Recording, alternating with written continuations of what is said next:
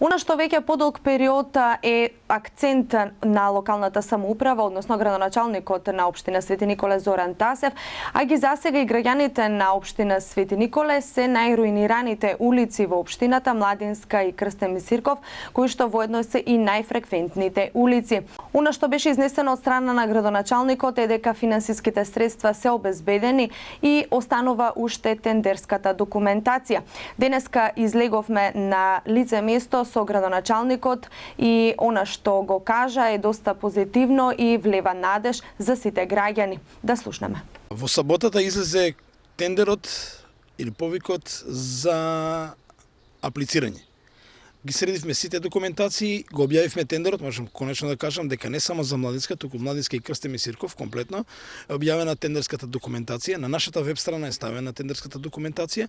Ова се сложени процедури затоа што не се работи само за обична реконструкција на улицата. Значи сакам да повторам и да екипите сега ќе одат на терен, значи со оние геодетски елаборати, бидејќи ќе имаме комплетно изместување посебно на Младинска на водоводната и канализационата мрежа.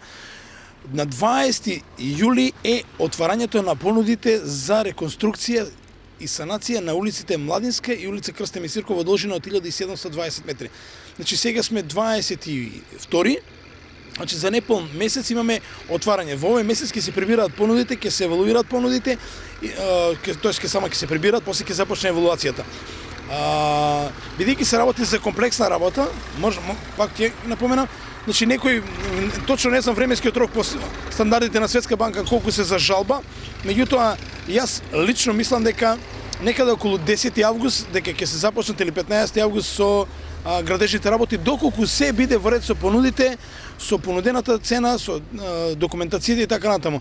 Ако имаме евентуално неуспешен тендер, значи ќе одиме со уште една објава, меѓутоа го објавивме тендерот, значи граѓаните може да бидат спокојни, знам дека се настојчиви, меѓутоа многу незгоден временски период е сега. Со оглед дека голе имаме две фабрики, откупот на жито се врши и така натаму, можеби така требало да биде да се завршат овие активности па да се започне со реконструкцијата. Најверојатно ќе одиме во две фази, прво едната па после втората улица.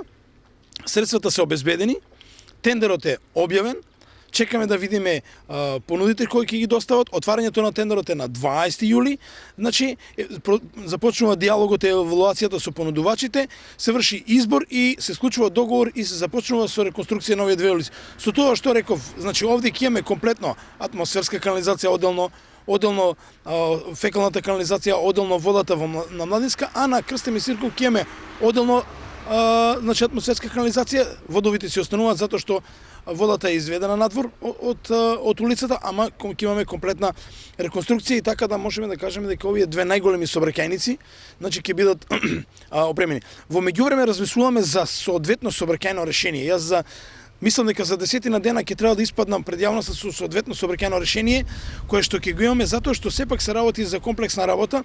Таму имаме и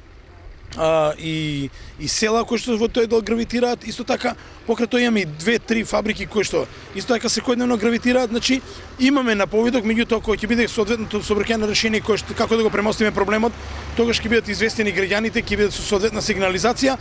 Реков дека ова лето почнуваме со градежните активности на Младински и на Крстен Мисирков.